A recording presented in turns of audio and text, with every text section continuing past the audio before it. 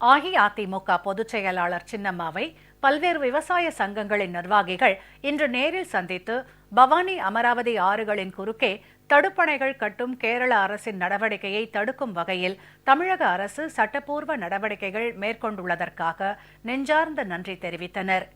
அனைத்திந்திய அண்ணா திராவிட முன்னேற்றக் கழக பொதுச் செயலாளர் சின்னம்மாவை தமிழக விவசாயிகள் சங்கத்தின் ஈரோடு மாவட்ட தலைவர் திரு எஸ் பெரியசாமி, மாநில இளைஞரணி செயலாளர் திரு ஆர் வேலுசாமி, கேரள அரசின் பவானி ஆறு தடுப்பணை தடுப்பு குழு ஒருங்கிணைப்பாளர் திரு கோவை ராமகிருட்டிணன், பாசன விவசாயிகள் கூட்டமைப்பின் ஒருங்கிணைப்பாளர் திரு கி வே பொன்னையன், கீழ்பவானி முறைநீர் பாசன விவசாயிகள் கூட்டமைப்பின் தலைவர் திரு பி காசி அண்ணன், தமிழக விவசாயிகள் சங்கத்தின் மாநில தலைவர் திரு சி எம் துளசிமணி, வணிகர் சங்க பேரவையைச் சேர்ந்த திரு மாணிக்கம், கொங்குநாடு ஜனநாயக கட்சியின் தலைவர் திரு ஜி கே நாகராஜ், தமிழ் புலிகள் கட்சியின் மாநில தலைவர் திரு நாகை திருவள்ளுவன், தமிழக விவசாயிகள் சங்கத்தின் மாநில தலைவர் திரு வெங்கடாச்சலம் ஆகியோர் நேரில் சந்தித்தனர். கேரள அரசு தமிழக மேற்கு மண்டல விவசாயிகளை பாதிக்கும் வகையில் பவானி அமராவதி அணைகளை தடுத்து தடுப்பணைகள் கட்டும் நடவடிக்கையில் ஈடுபட்டுள்ளதாகவும்,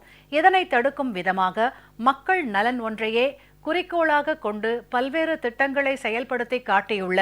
மறைந்த மாண்புமிகு புரட்சித் தலைவி அம்மாவின் அரசு சட்டப்பூர்வ நடவடிக்கைகளில் ஈடுபட்டுள்ளதற்காக கழக பொதுச் செயலாளர் சின்னம்மாவுக்கு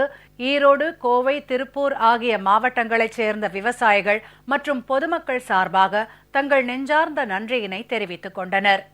கழகத்தினுடைய பொதுச் செயலாளர் மாண்புமிகு சின்னம்மா அவர்களை சந்தித்து எங்களுடைய கோரிக்கைகளை வைக்க இங்கே வந்தோம். ஆனால் நாங்கள் எதிர்பார்த்ததற்கு மேலாக இன்று சட்டமன்றத்தில் விவசாயிகளை பாதிக்கின்ற இந்த பிரச்சனைக்காக உச்சநீதிமன்றத்திலே வழக்கு தொடுப்பதாக இன்று சட்டமன்றத்தில் ஒரு மகிழ்ச்சிகரமான செய்தி அறிவித்திருக்கின்றார்கள். இத்தகைய ஒரு நல்ல செய்தி அறிவித்த தமிழக அரசிற்கும் எங்களுக்கு உறுதுணையாக இருந்த கழகத்தினுடைய பொதுச் செயலாளர் மாண்புமிகு சின்னம்மா அவர்களுக்கும் இங்கே வந்திருக்கின்ற அனைத்து விவசாயிகளுடைய சங்கத்தினுடைய சார்பிலே, இயக்கத்தினுடைய சார்பிலே மனமார்ந்த நன்றியை தெரிவித்துக் கொள்கின்றோம்.